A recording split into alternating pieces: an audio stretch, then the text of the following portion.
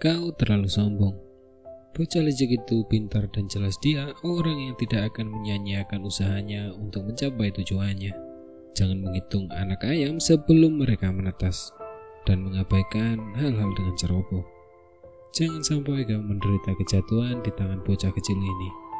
Tiba-tiba suara seseorang pemuda bergema di benak doktermu.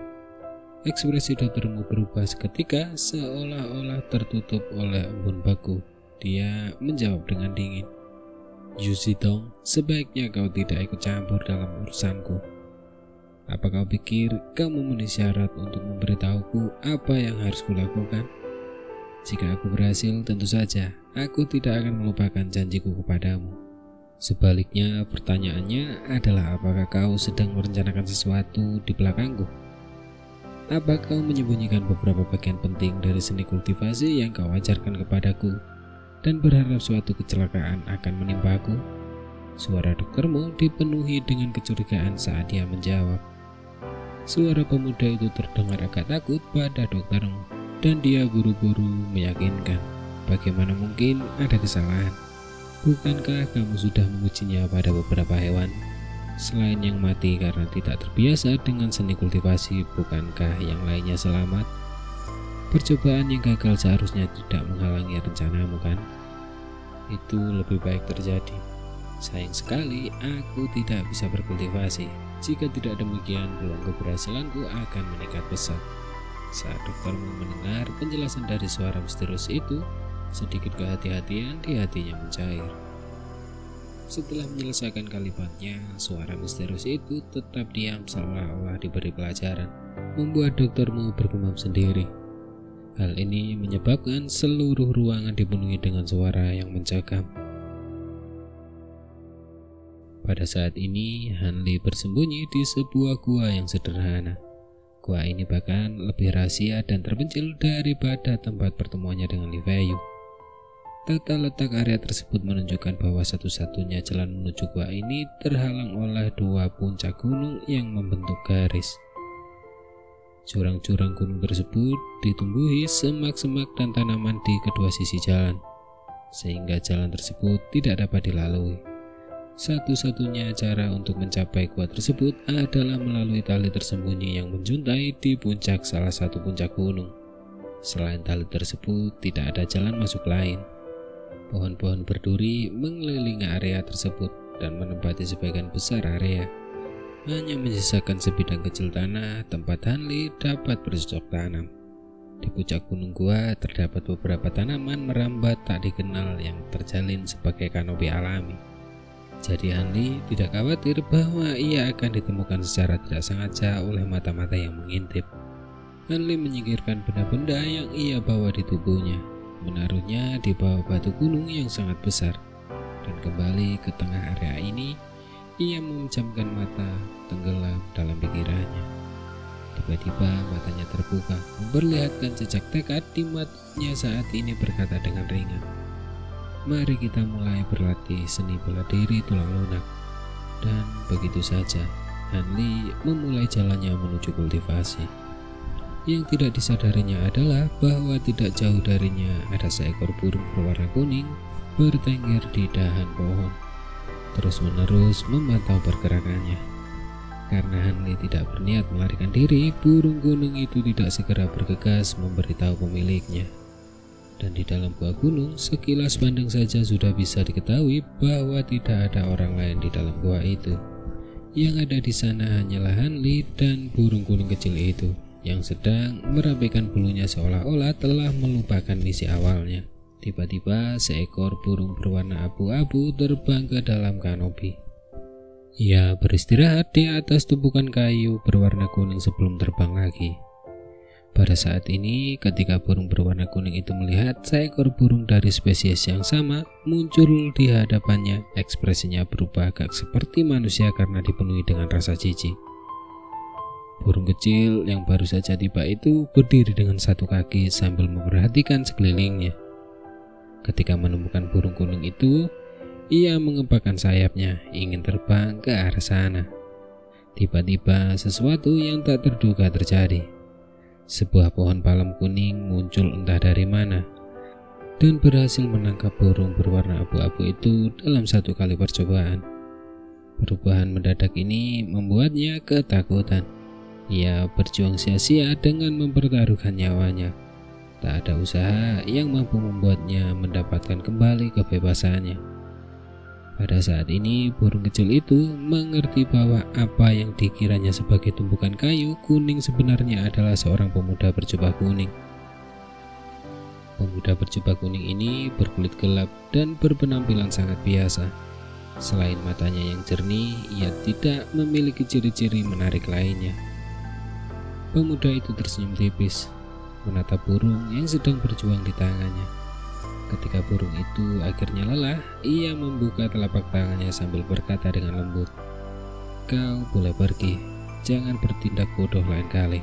Perhatikan baik-baik sebelum kau mencoba untuk beristirahat." Begitu burung itu mendapatkan kembali kebebasannya, ia tidak lagi menunggu pemuda berpakaian kuning itu.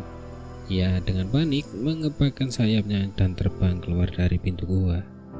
Saat tatapannya mengikuti arah burung yang terbang, pemuda itu berdiri di sana dengan bisu. Baru setelah beberapa saat berlalu, dia mulai bergumam pelan. Sepertinya teknik pengendalian nafas dan teknik penyembunyianku sudah cukup mahir. Selanjutnya, aku harus melatih teknik pembunuhanku. Setelah berbicara, Hanli berjalan menuju sebuah rumah kayu kecil yang telah dibangunnya. Dan dalam perjalanan ke sana, tanpa sadar ia melirik burung berwarna kuning itu. Perbuatan aneh burung ini telah menarik perhatiannya sekitar setengah bulan yang lalu. Burung ini selalu bertengger di dekatnya. Mengamati perbuatannya, seolah-olah burung itu telah memperoleh kecerdasan. Saat pertama kali melihatnya, ia kagum dan terpesona oleh kecerdasan burung kuning itu. Dia mencoba menangkapnya tetapi tidak berhasil. Tidak peduli metode apa yang digunakannya, burung ini tampaknya tidak memiliki kecenderungan untuk dibodohi.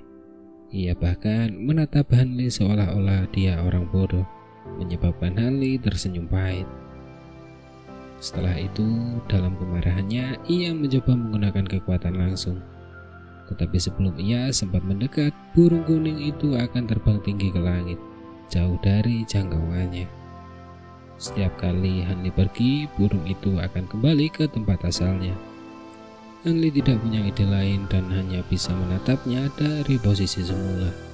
Di permukaan pikirannya, Hanli tidak lagi mempedulikan burung itu.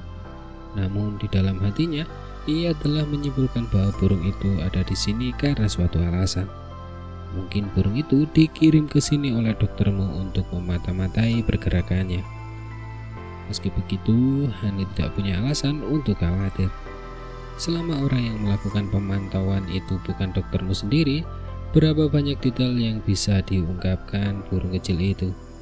Selain itu, dia kagum dengan kecerdasan yang dimiliki burung kecil ini, dan karena itu ia tidak ingin menggunakan racun untuk menghadapinya. Saat ini doktermu berada di sebuah bilik batu, menggunakan tulang-tulang binatang buas untuk membentuk formasi susunan yang aneh. Saat ia mengatur formasi tersebut, ia mendiskusikan berbagai hal dengan suara misterius tadi, tanpa mengetahui bahwa Hanli telah menemukan metode yang ia gunakan untuk memata-matai Hanli. Pada saat ini, Sekte 7 Misteri sedang mengalami peristiwa besar. Ternyata, idola generasi murid saat ini, murid senior Lee, memiliki persepsi yang jauh melampaui rekan-rekannya. Dia dengan cepat melihat dua mata-mata geng serigala liar dan rencana mereka untuk mencuri nama-nama murid yang sedang menjalani petualangan di luar gunung. Bersama 10 murid lainnya, mereka menangkap mereka dalam satu gerakan. Ini adalah perbuatan yang cukup berjasa. Pemimpin Sekte Wang menganugerahkan posisi pelindung kepada Li Feiyu di hadapan banyak murid. Hal ini menyebabkan dia melangkah maju ke peringkat tengah Sekte 7 Misteri, yang menyebabkan muncul sensasi besar. Reputasi Li Feiyu tumbuh lebih besar lagi. Hanli sama sekali tidak tahu tentang ini. Saat ini dia sedang berada di sebuah rumah kayu di pegunungan, menjalani pelatihan khususnya. Selain sesekali pergi ke dapur untuk mengambil makanan, dia tidak pernah berhubungan dengan orang lain. Dia tentu saja tidak tahu bahwa teman dekatnya saat ini dihormati. Musim panas berlalu, diikuti musim gugur. Waktu berlalu dengan cepat hingga akhirnya tanggal yang ditentukan pun tiba. Di jurang hutan yang ditumbuhi tanaman liar, ada siluet aneh yang tak tertandingi di tengah semak-semak belukar yang sangat tajam dan berduri. Tidak ada satupun cabang tajam yang mampu menghalangi sosok yang mengambang seperti asap itu. Di semak belukar yang berduri, ia berkelok-kelok di antara jaring tebal seperti iblis yang melarikan diri. Dalam sekejap, ia telah muncul di dekatnya. Di saat berikutnya, ia sudah berada di kejauhan. Gerakan-gerakan ini benar-benar tenang, seolah-olah tidak ada tubuh jasmani melainkan bentuk yang tidak berwujud. Akhirnya siluet ini berhenti di atas batang pohon, berdiri tegak di puncaknya. Ia mengamati jarak di sekitarnya. Ini adalah Hanli dengan beberapa keberhasilan dalam kultivasinya. Saat ini pakaian di tubuhnya telah berubah menjadi kain compang-camping yang usang, memperlihatkan dagingnya yang telanjang. Rambutnya seperti burung gagak yang acak-acakan, sementara wajahnya merupakan campuran hitam dan putih. Penampilan aslinya tidak dapat dikenali lagi. Yang paling menakjubkan adalah lonceng besi kecil masing-masing tergantung di leher, pinggang, lengan, dan pergelangan kakinya. Melihat lonceng besi ini dan kemudian memikirkan gerakan Hanli yang seperti hantu di hutan, akan sulit membedakan teknik tubuh Hanli dari gerakan iblis sungguhan. Tanpa bergerak, dia menoleh ke arah lembah tangan dewa. Dia bergumam pada dirinya sendiri, tepat pada waktunya. Aku baru saja menjadi ahli dalam pergerakan langkah asap pada hari terakhir ini. Dengan teknik ini, aku memiliki keyakinan yang sedikit lebih besar untuk mempertahankan diri. Meski ekspresi wajahnya tidak terlihat jelas, kegembiraan di matanya tidak tertutupi sama sekali. Setelah beberapa bulan melakukan pelatihan yang tekun, Hanli menggunakan sejumlah teknik rahasia yang hebat. Ia cukup yakin akan hal itu. Meskipun ia tidak yakin bahwa teknik ini dapat menelan keterampilan doktermu yang tak terduga, ia cukup yakin bahwa ia dapat membela diri. Angin sepoi-sepoi bertiup. Hanli merasakan sedikit hawa dingin di tubuhnya. Dia menundukkan kepalanya untuk melihat pakaiannya. Memikirkan penampilannya saat ini, dia tidak bisa menahan senyum pahit. Mengingat latihannya dengan pergerakan langkah asap, dia masih memiliki sedikit rasa takut.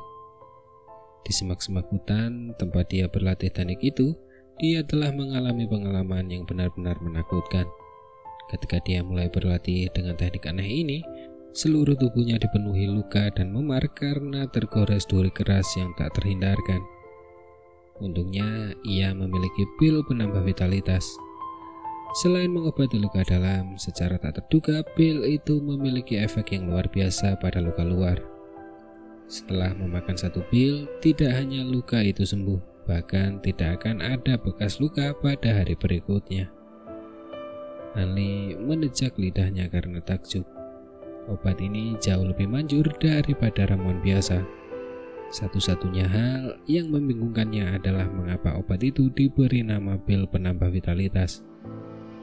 Baginya, nama menghilangkan bekas luka dan pendarahan yang membandel akan lebih tepat.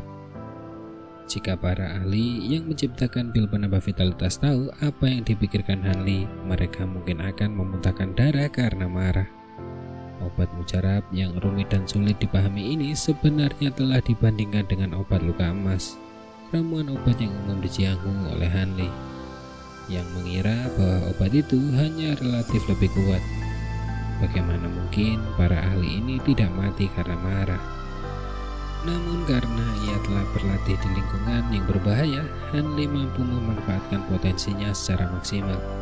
Dalam waktu yang singkat ini, pergerakan langkah asapnya telah mencapai tingkat kemahiran di mana ia dapat menggunakannya dengan baik. Selain itu, seni musim semi abadi Hanli baru saja dan tanpa diduga berhasil menembus lapisan ke-6. Ini adalah lapisan tertinggi dari mantra yang diberikan doktermu kepadanya. Jika bukan karena bantuan puluhan ramuan itu, bahkan jika dia mengerahkan seluruh kekuatannya, tidak mungkin baginya untuk mencapai tingkat keberhasilan ini dalam kehidupan ini. Setelah beberapa tahun berkultivasi, Hanli memiliki cukup banyak pemahaman dan pengalaman dengan seni musim semi abadi. Ia merasa bahwa tingkat keberhasilan ini sangat tidak biasa. Terlepas dari cara yang ia gunakan untuk berkultivasi, efektivitas dan hasilnya sama sekali berbeda dari seni bela diri biasa. Awalnya, Hanli berpikir bahwa tingkat keberhasilan dalam mengolah seni bela diri ini serta kecepatan pemahamannya bergantung pada bakat individu seseorang. Orang yang berbakat tentu akan bekerja sesuai harapan, tanpa hambatan apapun. Bahkan jika tidak ada bantuan dari luar, dengan kerja keras ia akan mampu mencapai tingkatan yang tinggi. Namun, jika bakat seseorang tidak bagus, begitu mencapai lapisan tertentu, ia tidak akan dapat maju selangkah pun tanpa bantuan ramuan. Hanli memperkirakan bahwa dalam kehidupan seorang kultivasi normal, ia akan berhenti di titik itu tanpa kemajuan sedikit pun. Gagasan ini sangat tercermin dalam dirinya sendiri. Di masa lalu, ia berhasil berkultivasi hingga lapisan ketiga dengan sangat lancar. Tetapi di lapisan keempat, ia menemui kesulitan yang tak tertandingi dan tidak maju sedikit pun. Namun jika seseorang memiliki ramuan, hal yang mustahil akan menjadi mungkin, dan akan memungkinkan bagi seseorang untuk menembus keterbatasan bakat alami mereka dan maju ke lapisan berikutnya. Dengan mengingat hal ini, jelaslah betapa besarnya kultivasi bergantung pada kekuatan obat. Akan tetapi, orang-orang seperti Hanli yang memakan ramuan setiap hari seperti cemilan dianggap tidak ada di seluruh dunia. Oleh karena itu, masuk akal untuk mengatakan bahwa lapisan kelima dan keenam yang bahkan lebih sulit telah dikultivasikan dengan mudah oleh Hanli, yang tidak menemui kesulitan yang dihadapinya dari kultivasi ke lapisan keempat. Kultivasi lapisan keenam, seni musim semi abadi. Selain membuat Hanli merasa lebih bersemangat dari sebelumnya, hal itu juga membuat pikirannya semakin tajam. Untuk saat ini dia belum menemukan efek luar biasa lainnya. Yang aneh adalah bahwa sejak dia mengolah seni musim semi abadi ini, jiwanya, pikirannya, dan kelima inderanya agak menguat dengan setiap lapisan yang bertambah. Tetapi itu hanya memberi sedikit pengaruh pada kesehatan tubuhnya. Dia tidak punya pilihan lain selain membuat tubuhnya kokoh dan langkah kakinya ringan. Selain itu, kultivasinya terhadap seni musim semi abadi telah membentuk aliran energi baru yang disebut Hanli sebagai Ki Sejati Semu. Meskipun bergerak melalui saluran Ki Sejati, itu tidak lebih dari sekedar membuat indera perabanya lebih sensitif. Itu tidak memiliki kekuatan yang sama hebatnya dengan Ki Sejati. Setelah berlatih sejauh ini, ia yakin bahwa lapisan keenam bukanlah akhir dari mantra tersebut. Mungkin lapisan keenam memiliki efek luar biasa yang akan terungkap di lapisan selanjutnya. Memikirkan hal ini, dia menggelengkan kepalanya dan mendesah tak berdaya. Mengenai hubungannya saat ini dengan doktermu, lapisan akhir kultivasi adalah hal yang hanya bisa dia impikan. Menghentikan imajinasinya, Hanli melompat perlahan meninggalkan tempat itu. Tak ada suara yang terdengar.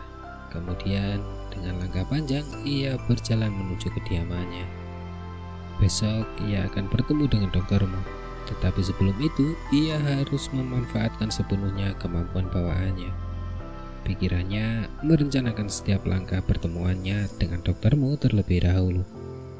Ia dengan hati-hati merenungkan setiap kemungkinan bahaya yang belum terjadi dan merumuskan secara optimal untuk menanggapi ancaman yang ia simulasikan dalam benaknya. Matahari bersinar tinggi di langit. Meskipun saat ini merupakan awal musim gugur, panas matahari sangat menyengat. Doktermu ada di kamarnya dengan gelisah. Meskipun dia yakin dengan caranya menghadapi Hanli, dia tidak bisa sepenuhnya tenang. Tiba-tiba terdengar suara langkah kaki yang perlahan mendekati kediamannya. Ketika mendengar suara langkah kaki yang familiar, doktermu dipenuhi dengan kegembiraan. Ia bergegas dan membuka pintu.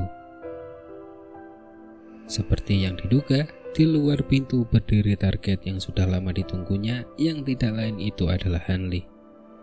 Melihat Hanli berjalan ke arahnya, doktermu dengan keras menahan rasa gembira di hatinya sebelum membiarkan sedikit senyum muncul di wajahnya. Tidak buruk, kamu memang tepat waktu. Melihat kamu tidak berusaha melarikan diri, aku benar-benar senang. Ini berarti kamu cerdas. Mari kita masuk ke dalam rumah sebelum kita berdiskusi lebih lanjut. Ekspresi wajah doktermu seperti tetangga tua yang baik hati. Senyumnya di wajahnya mirip bunga yang sedang mekar. Kamu tenang saja, aku tidak memasang jebakan apapun di rumah ini. Doktermu dengan cepat menjelaskan kepadanya melihat kewaspadaan di mata Hanli. Kalau aku sudah berani datang, kenapa aku harus takut masuk ke kediamanmu? Hanli langsung menjawab seolah-olah dia tidak tahan dengan provokasi sekecil apapun. Setelah dia menjawab, Hanli melangkah memasuki kediamannya. Doktermu segera menggeser tubuhnya ke samping, mempersilahkan Hanli masuk. Setelah Hanli masuk, ia mengulurkan tangannya, mencoba menutup pintu. Tetapi sebelum ia bisa melakukannya, Hanli menyela tanpa menoleh ke belakang. Kalau kau berani menutup pintu, aku akan berasumsi kau punya trik tersembunyi. Tidak mungkin aku masih akan membicarakan apapun denganmu. Setelah mendengar perkataan Hanli, doktermu nampak sedikit panik. Namun, ia segera pulih dan membiarkan pintu terbuka. Merasa tidak puas, ia kemudian berseru, "Aku benar-benar ingin berdiskusi denganmu. Aku tidak bermaksud menyakitimu.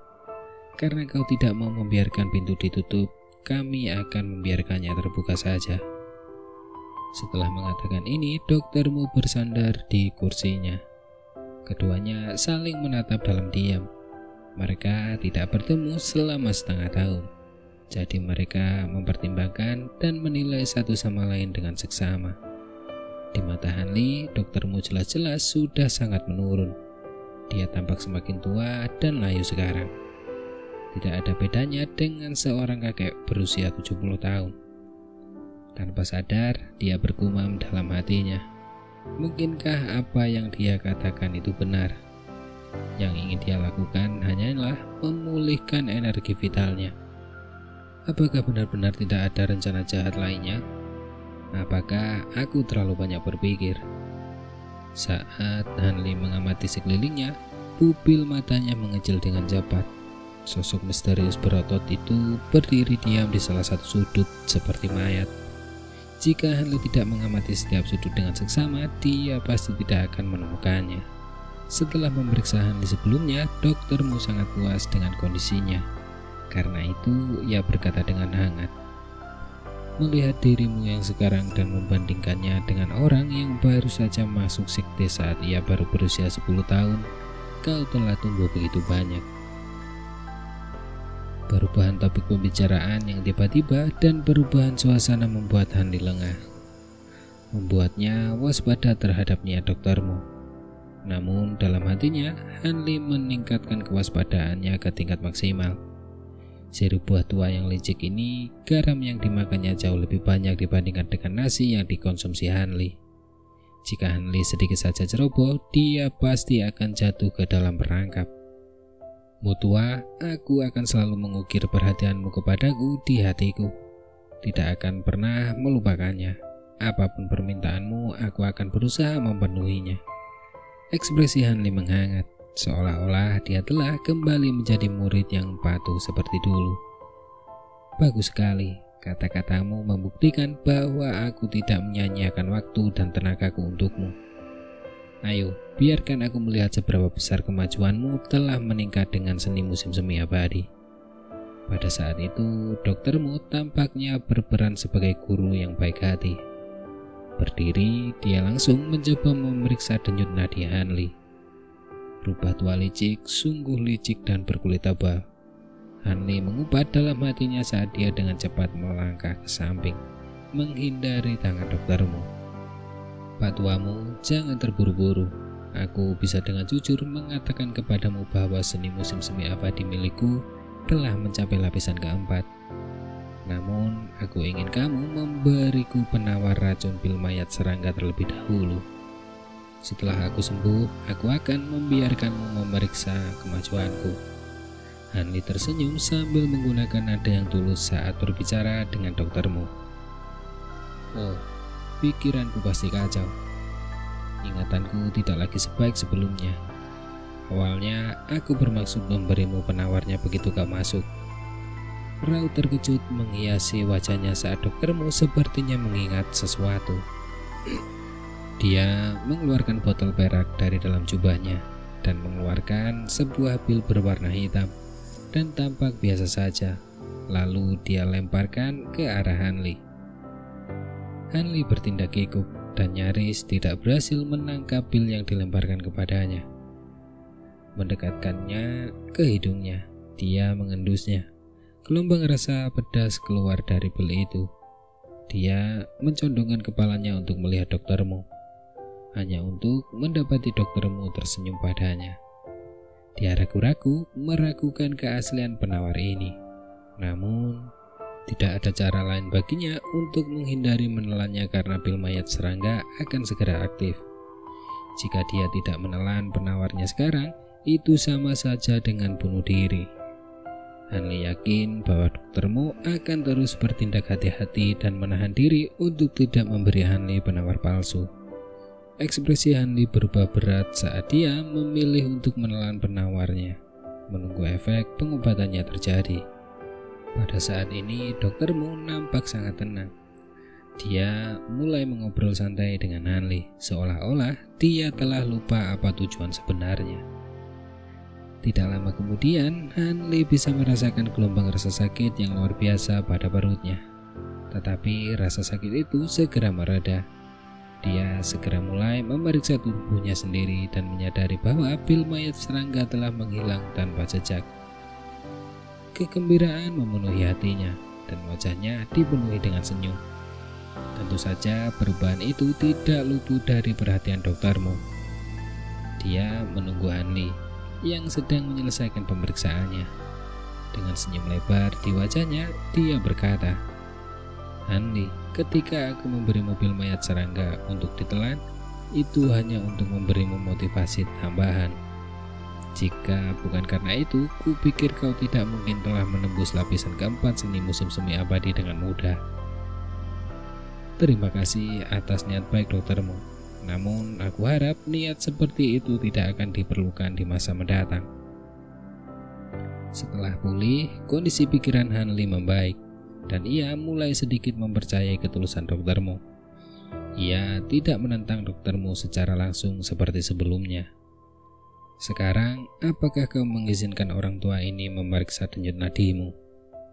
Kata-kata doktermu menyebabkan ekspresi Hanli menjadi tidak sedap dipandang. Tidak disangka doktermu masih akan meminta untuk memeriksa kultivasinya. Siapa yang tahu apakah doktermu akan memutuskan untuk mengambil kesempatan ini untuk lebih mengendalikan dan menyakitinya.